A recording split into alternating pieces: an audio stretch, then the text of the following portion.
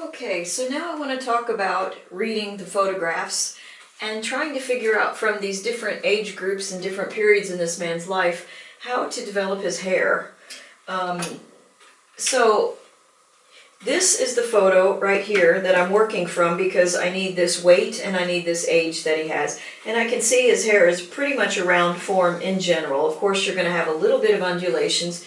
You can see here. However, last night I realized I've got a little bit of a problem here because when I looked at the photos, I'm going from this view. This is from his wedding when he was 25 and I'm supposed to portray him when he was 30. But I can see here from this photo there's a little feathering that's going on in the hair that's right here over the ear. And I don't really see so much here in the dark, especially as it goes down, but of course I'm going to assume that gravity is going to do its thing. And this little curve behind the ear here, I assume it's got this kind of energy going on. But right here I see, okay, there's something that starts at the left and it goes to his, to the right, mine, not his. And I can see there's a little bit of feathering there, but it all seems to be going back in this direction.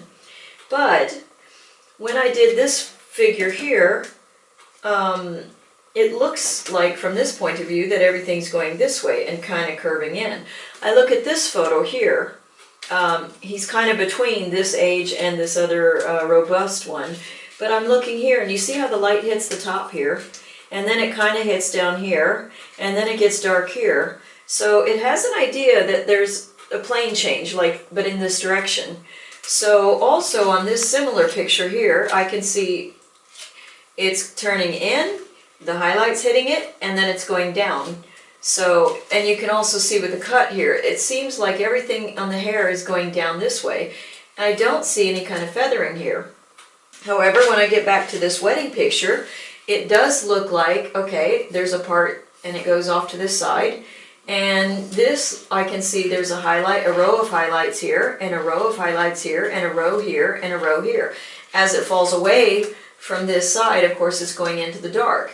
And I can see, imagine that the way this covers the ear here, that it's starting at the temple, the hair, and it's pulling back this way. So I have a feeling of it going backwards.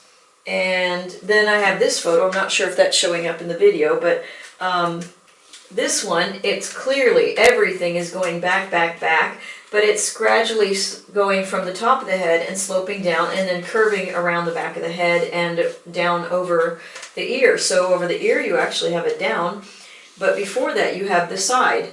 So that's sort of consistent with this, okay? This picture here is confusing me because I was looking at this side of his face and making hair like this. And then I was looking at this side of the face and making hair that's going back and down, whereas this is kind of going straight down. So I'm having to deal with that because I need to make a sculpture that's going to have a likeness of the figure of this particular man, and I need it to look like him. So having one hairstyle and another mixed together isn't going to work. If I look at this wedding picture here, though, I can see it looks like it kind of goes back here, and also the angle that it's going over the ear, it looks like it's a back diagonal instead of actually going down, like this seems to be going down. Although, it could just be the point of view. If I turned him sideways, maybe this little part you see here is going over the ear, because that is clearly blocking the top of his ears, just like this. Although, look at that angle there. That's actually the same kind of angle there. You would think that this would be longer in the front and going up at the top. Do you see what I mean? To be cutting this little shape here. So I'm a little bit confused by that. I don't have a lot of information, but again, this one is flowing backwards, and it could just be point of view. It could also be lighting. This one down here also shows the same.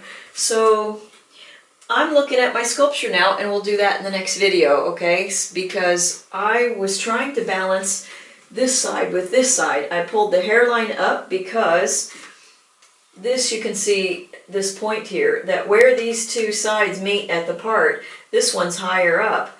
But see, this is the thing. This highlight here and this curve here made me think that the hair is curving down. and it comes down and then it comes down. I can see there's a little bit of a light that's hitting the hair, because you can see from the light on his face, there's light here, there's light here. So he's got two light sources coming in to hit the face, also for the child here. You can see also higher.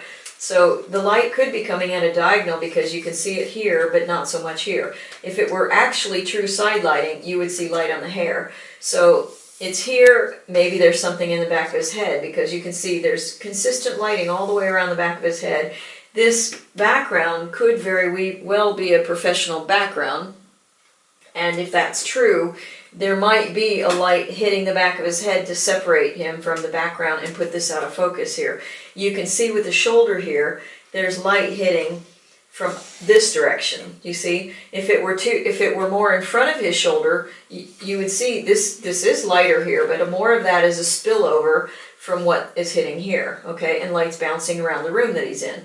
The same here, it's hitting the shoulder here. It's not quite as bright. You can, if you really study photos, you have to squint a lot, and you can see this is having a distinct highlight, and there's a distinct line there, so that the light is more in the back, which is why you're going to see a sharper line here, kind of thing. Now the folds of the fabric, of course, they're going to catch it, because that fold is going at an angle like this, so it's catching all the light that's coming down this way.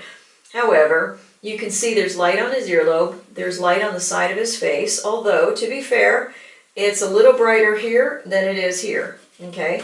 So the light is probably coming this way, hitting the collar, and there may be another light here hitting this, because also the collar, the lobe of the ear. You can see that lobe of the ear looks like it's actually facing this direction, okay? So it implies to me that there's a bend in the ear right there, and this coming out towards us, and this going towards the back of the ear. So those are the things I'm trying to match up. Let's go over to my sculpture now and talk about that, okay?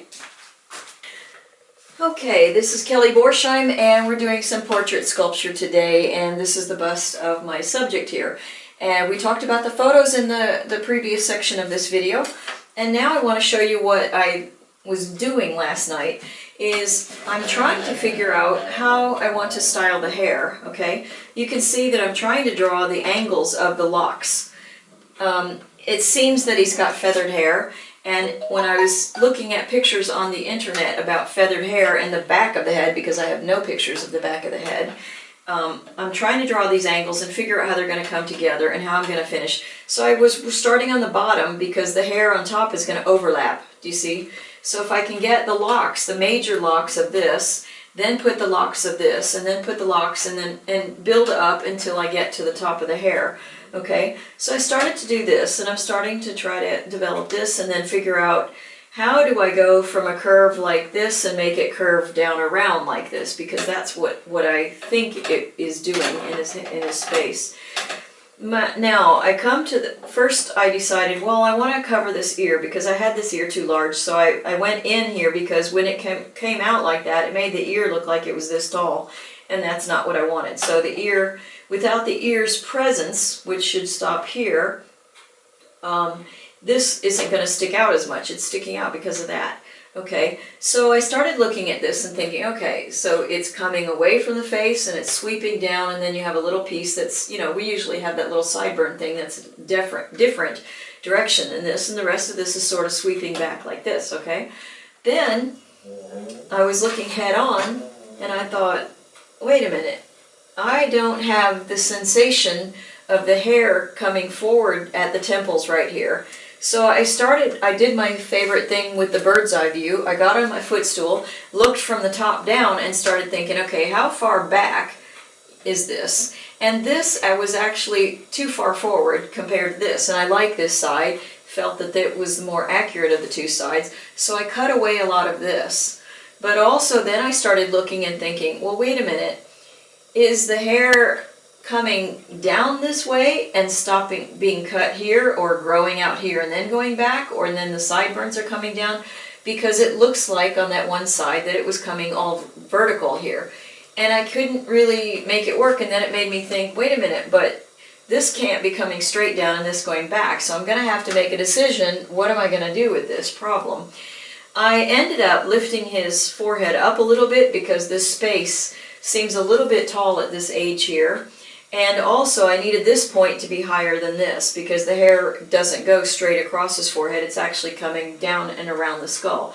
I also had to build up this section of the skull, and I did all this from the bird's eye view looking down, also touching here as you see me do in another video to feel where the difference is, and also to make sure that I've got a plane here going back.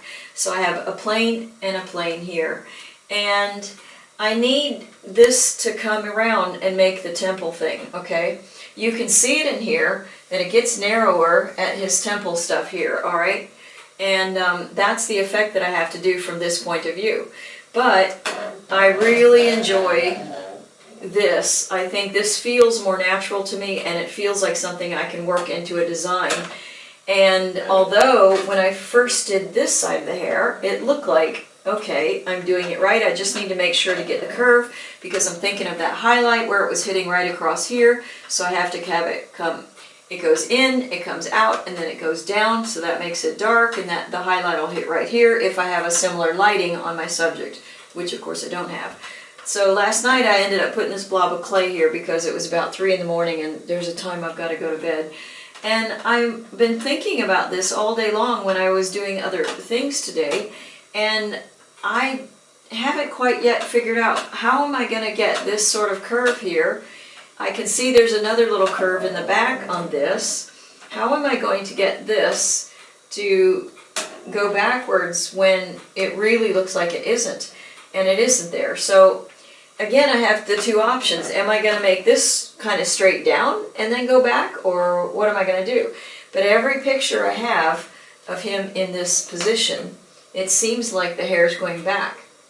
It's only these two diagonals, although you can tell he's a lot older in this picture and heavier than he is there. So, but at least it's consistent. He's got a part that's on this side, and it could be that I can make the sideburns here come down straight and then somehow make this do a curve this way. I don't know. Do you have any comments or questions on this? Because this is a little bit of a struggle for me. But I'm thinking even on the wedding picture here, it does kind of come in at the temple, but it still looks like he has it sweeping going back this way. So probably that's going to be my solution, and I may have to give up a little bit of this. However, because, you know, I have to contradict myself a million ways, one thing that a sculptor has to do is create the light, and painters can create a light on a canvas and it can be anywhere. They can have 2 or 3 multiple light sources. A sculptor tends to not know where the piece is going to be put, and so therefore it's really hard to design something to read well. You know, the famous Bernini sculpture, I think, of the Saint Teresa, her ecstasy, that was designed to come from side lighting from a window in its original position. And so a lot of the shadows that the artist created were because knowing the light sources here. But in general, sculptors have to think the sun is going to be up here, a light is going to be overhead. If it's the sun, is it going to travel this way, or is it going to travel back to front, or is it going to travel from this to diagonal to this? We don't usually know these kind of things, but what I want to do is to create shadow underneath the hairline, not like a cutout line here. I have to do it more of a natural thing, and it has to be not cut into the skull, it has to be on the hair, obviously. But I want to have this kind of separation, and I'm drawing with my knitting needle because I want a very thin line to make a darker shadow. The thinner the crevice, the less light enters it, and so you get dark. If I make it a scoop out form, like the eye, let's consider that a scoop out form, do you see that it's a dark tone, but it's a softer dark tone than this, okay? So anyway, that's one of the things I'm worried about. So I want to do is make enough dark here to separate the hair from the face. And that's my goal with that. And regardless of whether the client puts the light here, or here, or here, or here, or even this direction, I need to have these things built into the bronze. This is clay now, but it'll later be bronze, and I need to always think about what the end game is. Okay, so anyway, that's what I'm working on right now, and I want to, again, use my bird's eye view to get the forehead to be symmetrical here.